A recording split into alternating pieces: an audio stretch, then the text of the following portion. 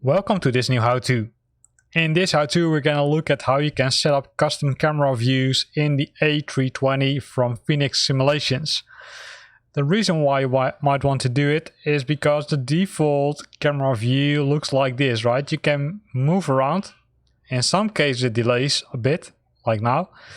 But if you move too fast or move too much, you will end up in the back of the airplane.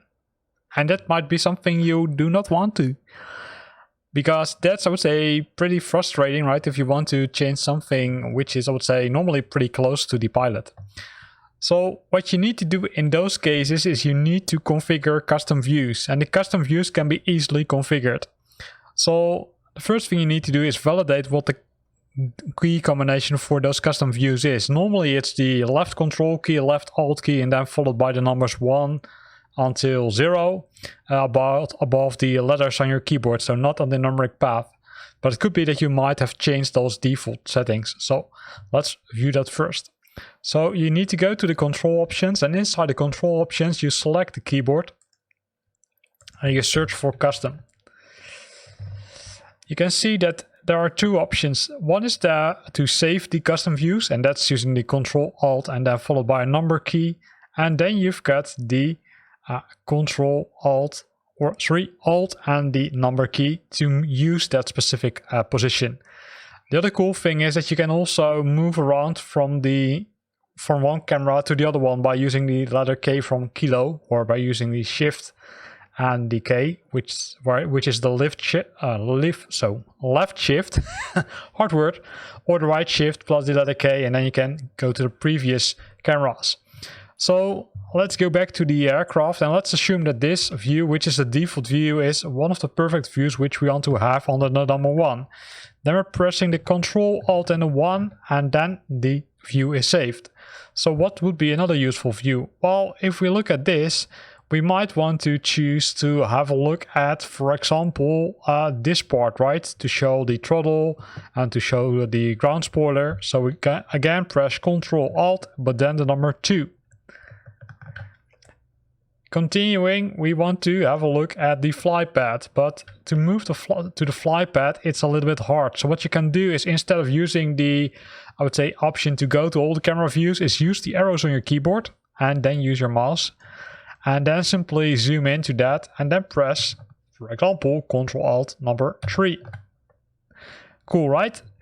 So moving again with the arrows, we're gonna move to, I'd say, this position, right? Because in some cases you might want to have a look at, okay, hey, where are we, etc.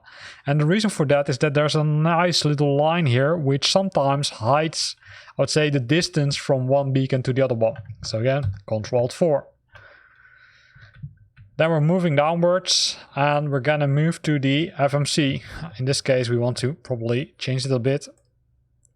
And we want to have it like this. So pressing the other key, Ctrl Alt 5, or do it again, Ctrl Alt 5. If you do something wrong, simply press the same combination again and it will overwrite the previous custom view. So this was, I would say, really nice. So what are we missing else? Well, what do we think about, for example, all the buttons on the top of the aircraft, right? So let's move around a bit. In some cases you need to pay a little bit more attention and then go here, and then, well, probably we need to zoom out a bit.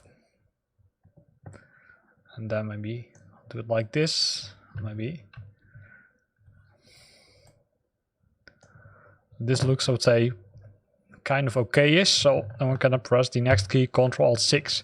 So now we configured everything, we can easily go to the different positions, right? If I want to go to, for example, this view, I simply press the Alt key and the number 2. If I want to go to the fly pad, I press Alt and 3. To this view, this screen's Alt 4, Alt 5 if we want to go to the FMC, and Alt 6 if we want to go to the, let's say, roof of the aircraft with all the nice buttons. This makes it easier to navigate between the different views. The other thing, of course, which you can do is simply go to the default view, in this case, and then say, hey, I want to have this view as one of the views. That's also an option. Simply press Ctrl-Alt followed by a number, and then let's assume that we're on this position and we want to go to the side window. Oh, this is how it works. So relatively easy option, but saves you a lot of headaches and a lot of frustration. Here ends this video. I hope you liked it. If you liked it, then consider to use the like button. If you got questions or comments, then feel free to post them in the comment box below. And if you want to stay up to date about new videos I'm posting, then make sure that you're subscribing to my channel. Thanks for watching and see you next time.